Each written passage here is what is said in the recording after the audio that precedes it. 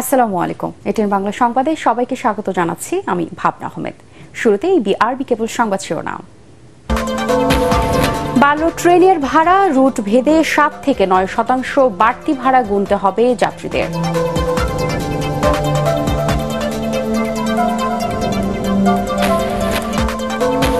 কেরানীগঞ্জ উপজেলা নির্বাচনে প্রার্থীদের প্রতিদ্বন্দ্বিতা পরিণত হয়েছে স্থানীয় 2 এমপির মর্যাদার লড়াইয়ে। 2 শিবিরে বিভক্ত আওয়ামী লীগের স্থানীয় নেতাকর্মীরাও। উপজেলার ভোট নিয়ে ক্ষমতাসীন দলের মধ্যে কোন্দল সংঘর্ষ প্রমাণ করে বিএনপি নির্বাচন বর্জনের সিদ্ধান্ত সঠিক, মির্জা আব্বাস। এবং চলতি মাসে 13টি বজ্রঝড়ের আশঙ্কার কথা জানিয়েছে আবহাওয়া অধিদপ্তর। আগামী সপ্তাহে কমতে পারে তাপপ্রবাহ।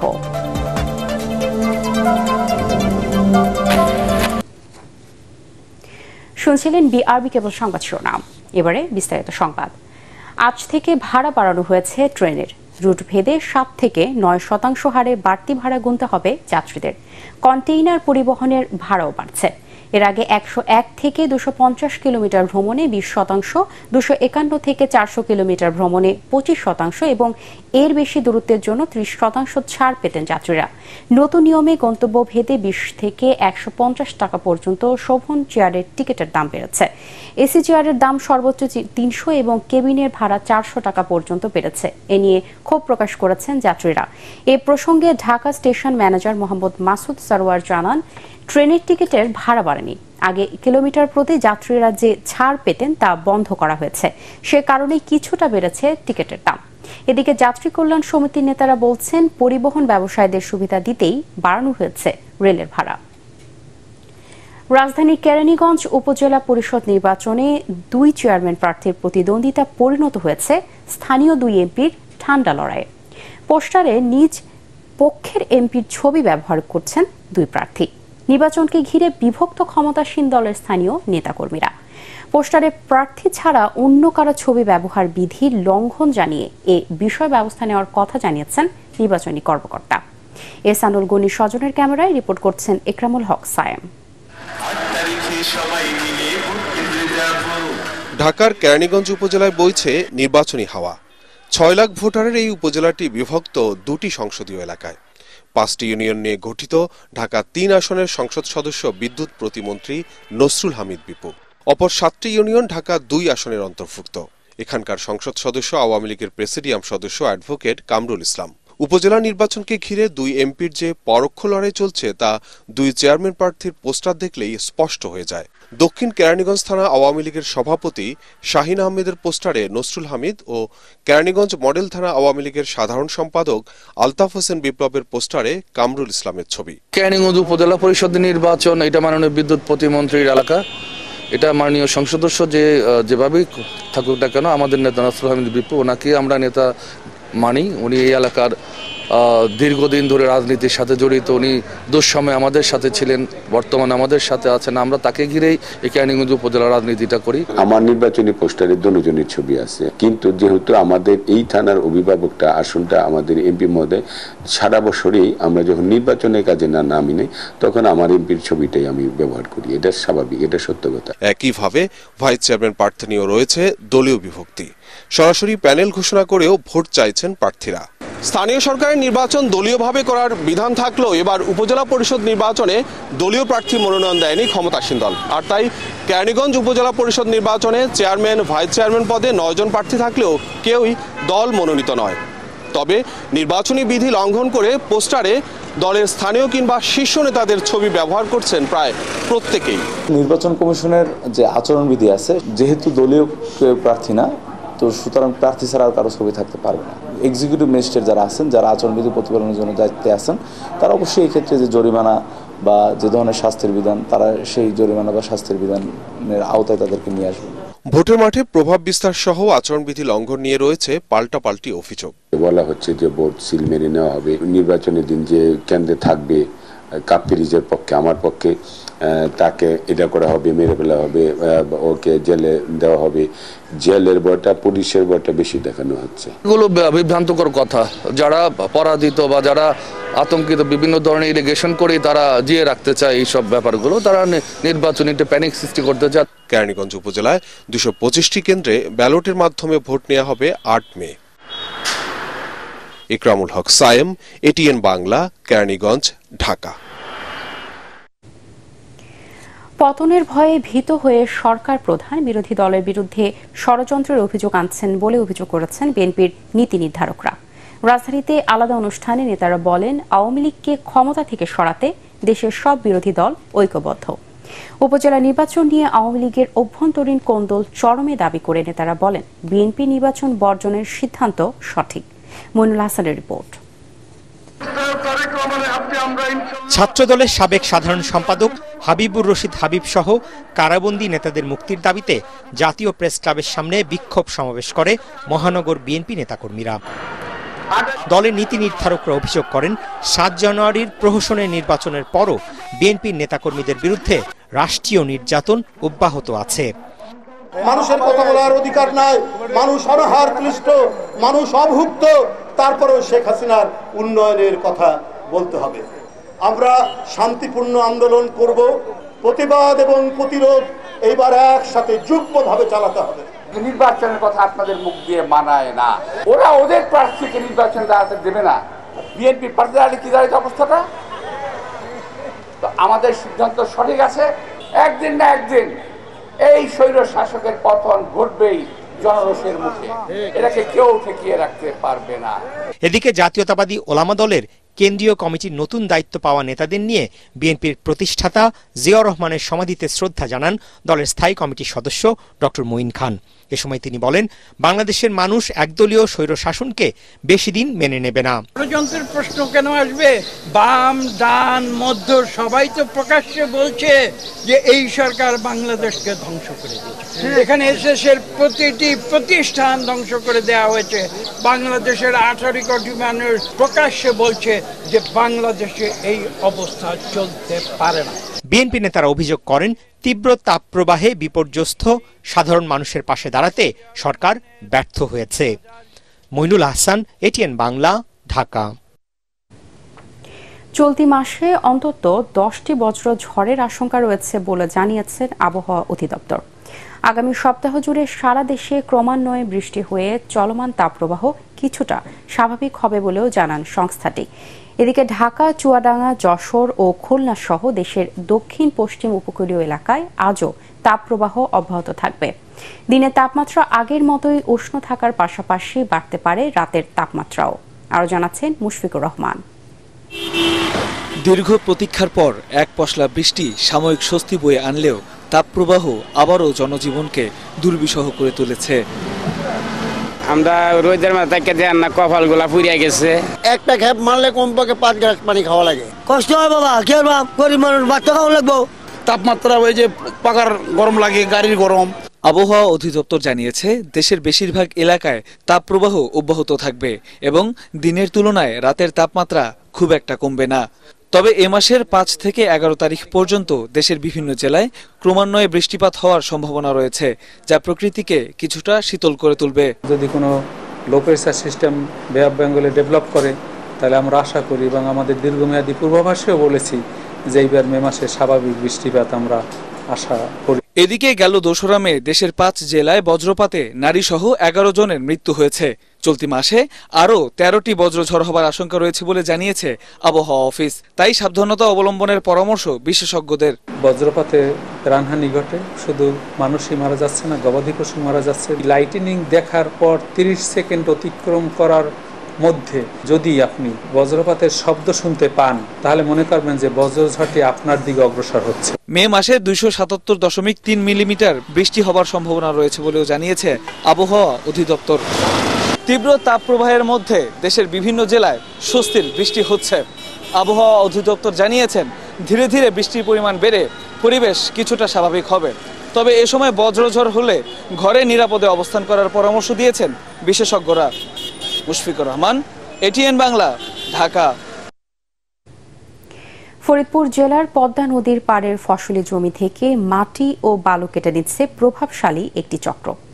রাতের আধারে ভেকু দিয়ে বালু ও মাটি কেটে ট্রাকে করে নিয়ে বিক্রি করা হচ্ছে। এতে হুমকির মুখে পড়েছে ফরিদপুর শহর রক্ষা বাঁধ, ফসলি জমি, বসতভিটা সহ অসংখ্য স্থাপনা। দীর্ঘদিন রাতের আধারে এভাবে মাটি ও বালু কেটে নেওয়া হলেও তেমন কোনো ব্যবস্থা নিচ্ছেন না প্রশাসন, এমন অভিযোগ স্থানীয়দের। ফরিদপুর প্রতিনিধি কামরুজ্জামান সোহেলের রিপোর্ট, আরও জানাচ্ছেন আশিকুর রহমান।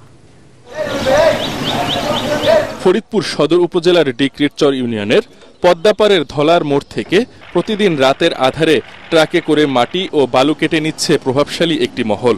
দিনের বেলা এখানে শুনশান নীরবতা থাকলেও সন্ধ্যার পর ভেকু আর ট্রাকের শব্দে কেঁপে ওঠে এ জনপদ।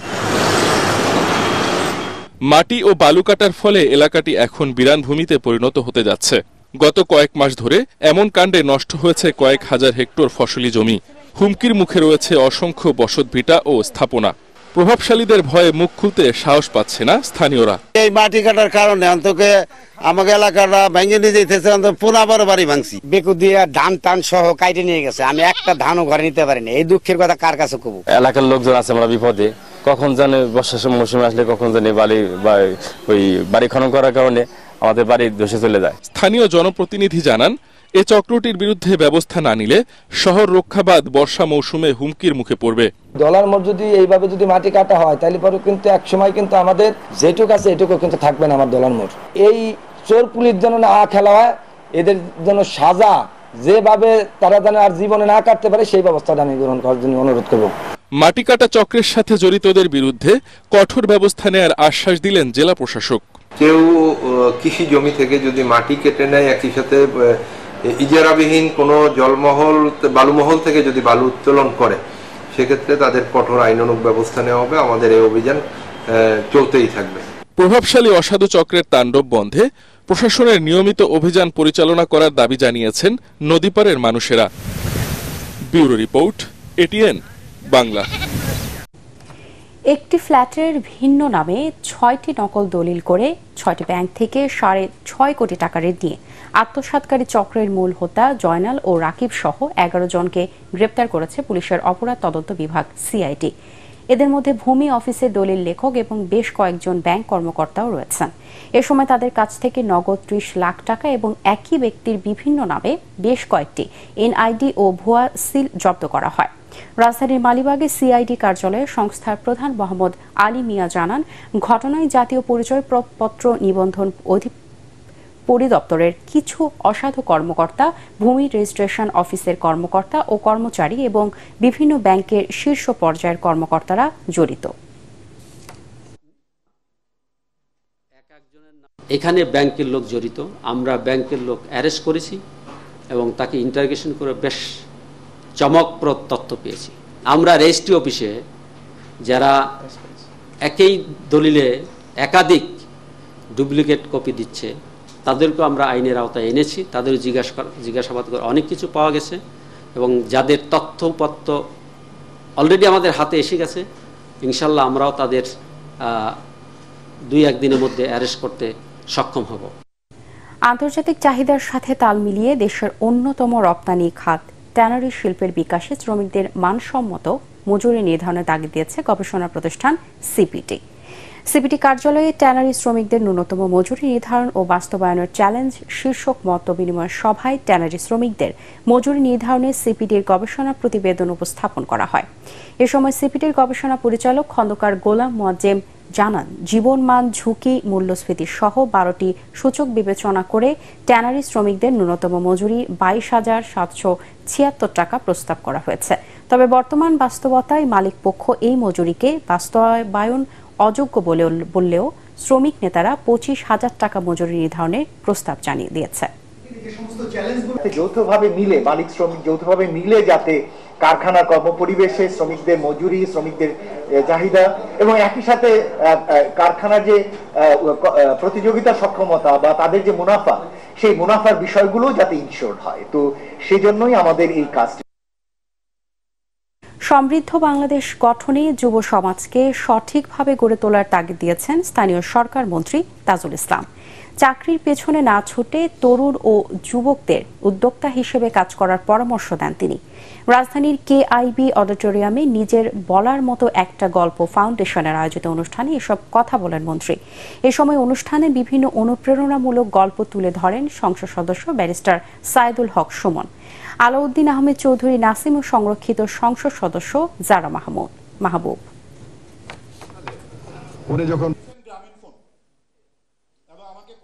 তরুণ এন্টারপ্রেনারদের উদ্দেশ্যে এটাই বলবো, আপনার জীবনের স্বপ্ন আপনি যদি পূরণ, you must have a dream.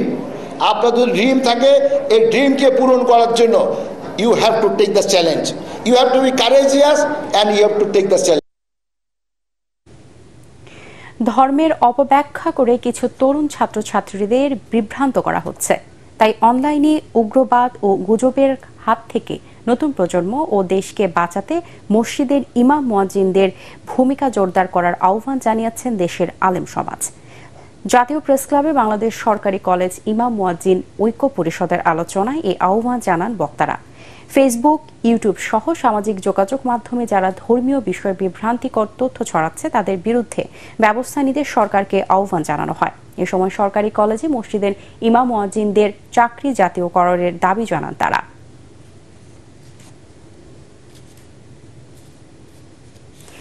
University of Asia প্যাসিফিকের 10ম সমাবর্তন অনুষ্ঠিত হয়েছে। রাজধানী পূর্বাঞ্চলে বাংলাদেশ চায়না ফ্রেন্ডশিপ এক্সিবিশন সেন্টারে অনুষ্ঠিত এই সমাবর্তনে মোট 5,977 জন শিক্ষার্থীকে সনদ দেওয়া হয়, যার মধ্যে স্নাতক 4,216 জন এবং স্নাতকোত্তর 1,761 জন শিক্ষার্থী রয়েছেন। অনুষ্ঠানে সভাপতিত্ব করেন ইউনিভার্সিটির আচার্য ও প্রধানমন্ত্রীর শিক্ষা ও সংস্কৃতি বিষয়ক উপদেষ্টা ডক্টর কামাল আব্দুল নাসের চৌধুরী। সমাবর্তন বক্তা হিসেবে উপস্থিত ছিলেন ইউনিভার্সিটি অব ইলিনয়ের এডওয়ার্ড উইলিয়াম এবং প্রফেসর ডক্টর তাহের আবু সাইফ। এছাড়া সমাবর্তনে মঞ্জুরি কমিশনের অতিরিক্ত দায়িত্ব পালনকারী chairman professor doctor Mohammad Alamgir সহ বিশ্ববিদ্যালয়ের ট্রাস্টি বোর্ডের চেয়ারপারসন স্থপতি মাহবুবা হক, উপাচার্য অধ্যাপক ডক্টর কামরুল আহসান উপস্থিত ছিলেন। এবারে আল আরাফা ইসলামী ব্যাংক অর্থ সংবাদ।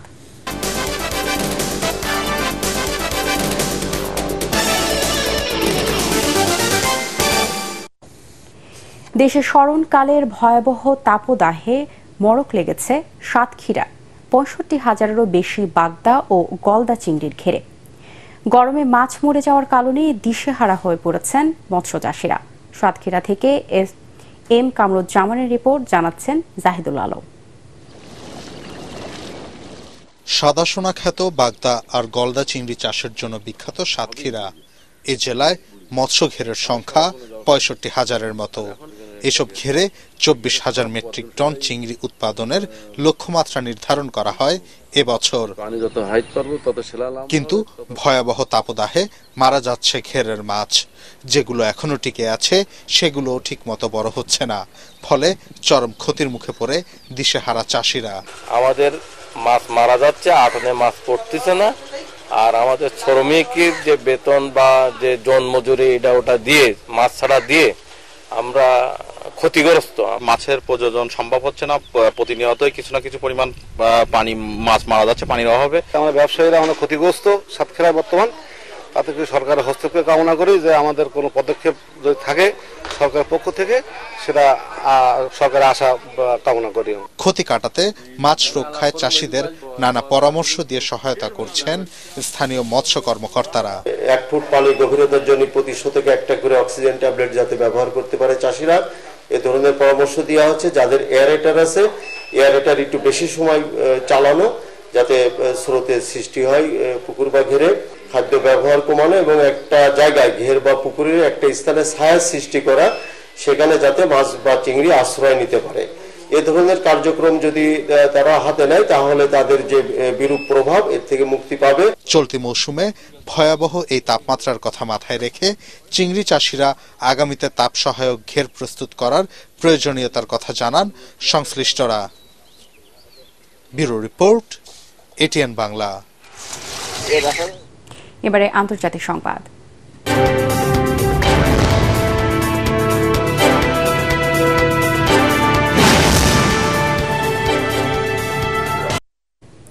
ইসরায়েলের নির্বিচার হত্যা বন্ধ এবং স্বাধীন ফিলিস্তিনের দাবিতে শিক্ষার্থীদের আন্দোলন দেশে দেশে ছড়িয়ে পড়ছে।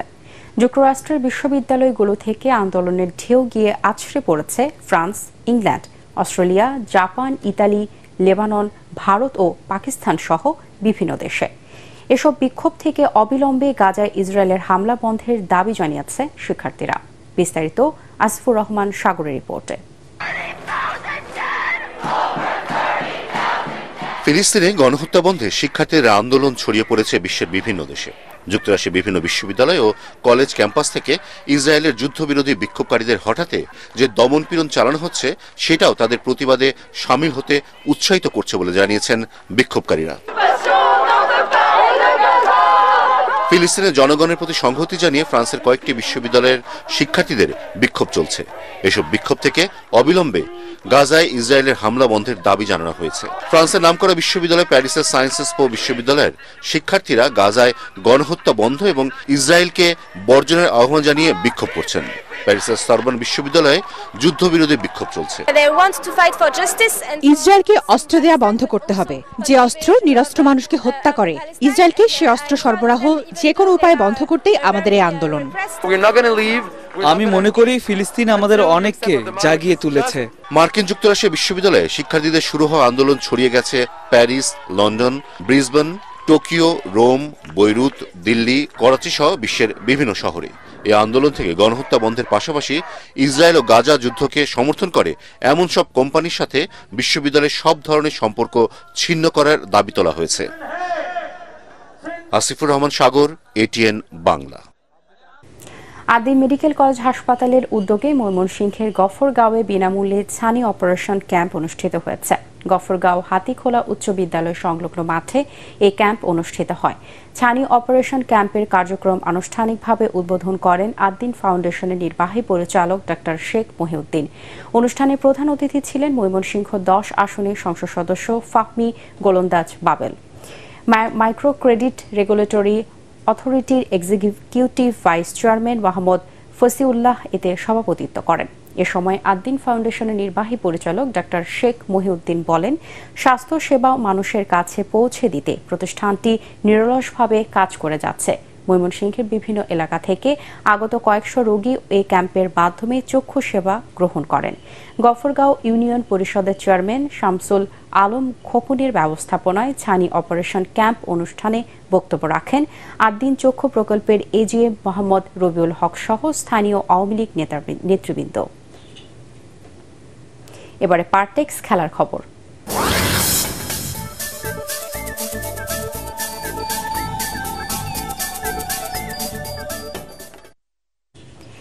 স্প্যানিশ লা লিগায় রাতে আলাদা ম্যাচে মাঠে নামছে রিয়াল মাদ্রিদ ও বার্সেলোনা। কাদিজের বিপক্ষে খেলবে ভিনিসিয়াস জুনিয়ররা দল, আর জিরোনার চেয়ে এগিয়ে মাত্র 2 পয়েন্টে। দু দলের প্রথম দেখায় হেরে যায় বার্সেলোনা, তাই কাতালানদের জন্য লড়াইটা প্রতিশোধের। রাত 10:30টায় মাঠে নামবে দু দল। শেষ করার আগে বিআরবি কেবল সংবাদ শিরোনামগুলো জানিয়ে দিব আরও একবার। বাড়ল ট্রেনের ভাড়া, রুট ভেদে 7 থেকে 9% বাড়তি ভাড়া গুনতে হবে যাত্রীদের।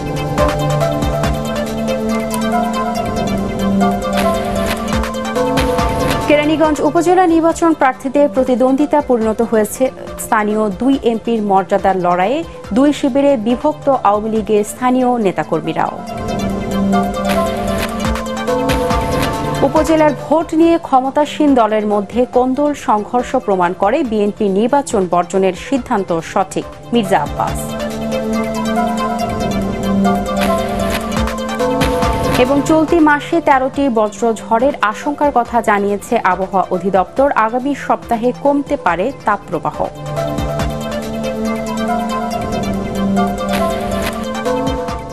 পরবর্তী সংবাদ দেখার আমন্ত্রণ জানিয়ে এখনকার মতো শেষ করছি। এটিএন বাংলার সংবাদ ইউটিউবে দেখতে ব্রাউজ করুন youtube/ATN Bangla News।